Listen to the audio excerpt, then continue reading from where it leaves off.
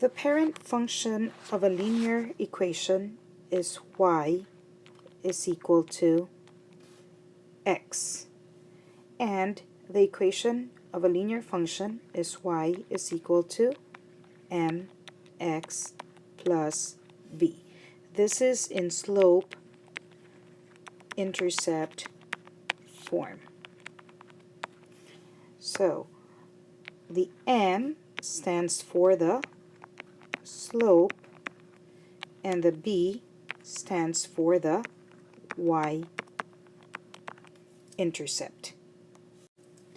So let's expand more about the slope, which is the m in our equation.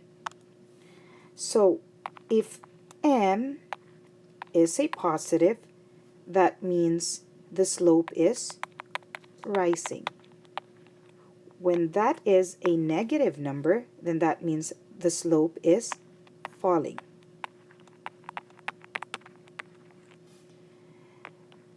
If you make the slope bigger, then that means the slope becomes steeper. If you make the slope smaller, then that means the slope becomes flatter. Of course, if you're looking at the slope, you don't look at the positive and the negative sign before it, because that would just tell you the direction of the slope. Now, how about the y-intercept or the b? The y-intercept simply shifts our line. So for example, this is our graph. The y-intercept would simply shift that same line either going up or going down. But notice that the slope did not change. So that's the purpose of the y-intercept. It simply shifts your line up or down. So slopes. Slopes are simply the rate of change of a line. Of course, it has to be constant. So how do you find a slope given 2 points? So for example, we have 2, -1, and 3, -4. And we're trying to find the slope of that. So first we label this as our x and y, which is our first pair, our x and y, and our second pair. And we simply plug that in to the equation y2 minus y1 over x2 minus x1. So y2 would be -4 minus, what is y1? -1 over 3 minus 2. Notice that a negative and a minus becomes a positive. So then this would become -4 plus 1 would give you a -3, and 3 minus 2 simply gives you a 1. So our slope is -3. Since it is a negative, then you expect that your line will be falling. So given this graph, how would we figure out the slope? First of all, you need to identify first. Is this rising? Is this falling? Is this a zero slope? Is this an undefined slope? So remember our Christmas tree. This is a positive slope, a negative slope, a zero, and undefined slope. So obviously this would be a positive slope. First thing you need to do is choose points that are exactly on the grid. This would be a good choice for that. Connect your points with a slope triangle and count how much did it rise. So then it's 3, and how much did it run? It's 2. Always remember, slope is simply rise over run. So in this case, it's 3 over 2. Since you cannot simplify this anymore, then that is your slope. So if you have the standard equation 2x minus 4y is equal to 2. Since this is not in the form of y is equal to mx plus b, so then we need to transform this equation and isolate the y to make it in the form of slope intercept. So how will we do that? So 2x minus 4y is equal to 2. Move the 2x to the other side. Don't forget to change the sign. It becomes a negative 2x plus 2. Then you have the 4y down there. Of course, you want to isolate the y, so you still have to divide everything by negative 4. So then you'll end up with y is equal to negative, and a negative would give you a positive. 2/4 would reduce to a 1/2 x, and then 2 divided by negative 4 is negative 1/2. So in this case, the slope is the 1/2, and the y-intercept is a negative 1/2. So if you try to picture out the graph of this, you know that the slope will be a rising graph, and then of course the y-intercept would be below the origin. If you're given a parallel lines, we know that the definition of parallel lines are simply two lines that would never meet. But why do you think they would never meet? Observe their slope. Their slope are the same. So regardless if you would extend the line forever and ever, they're still not going to meet because their slope are the same. So always remember that the reason why lines are parallel is because their slopes are equal. So if the slope of this first line is 3, then the slope of the second line would simply be a 3. So what if we have a perpendicular line? Notice that if one is going positively, then the other one must be going negatively. So these are perpendicular lines. So what can we tell about their slopes? So as I said, if one is positive, then the other is negative. So then their slopes are the negative reciprocal of the other. The negative reciprocal of the other. So in other words, if the slope of one line is equal to positive 3, then the slope of this other line must be a negative, but then not just of 3, but the negative reciprocal of 3.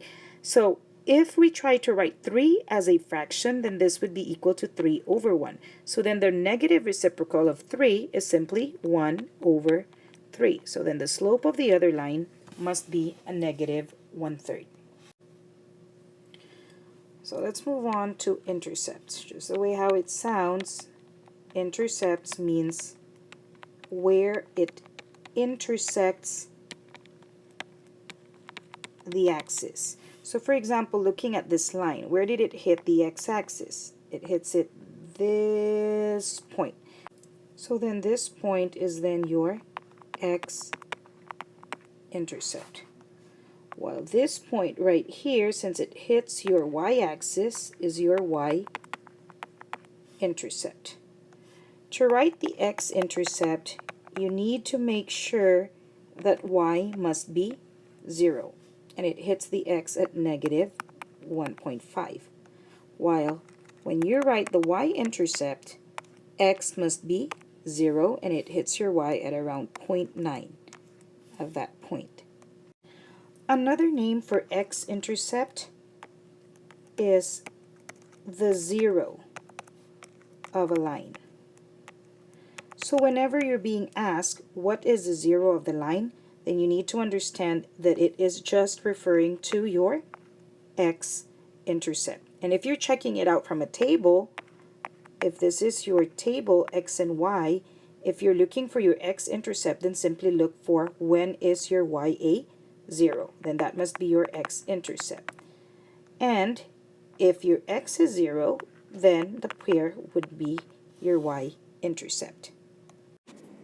System of linear equation is when you are given two or more equations or two or more lines. So how will you figure out the solution of a system of equation? So since there's two or more lines, so for example, you have a line like this, then that means the solution is simply where these points intersect. So in this case, there's only one solution because they only intersect in one point. Now, if you have a parallel line like this, notice that they will never intersect. So there is no intersection. So therefore, there would also be no solution.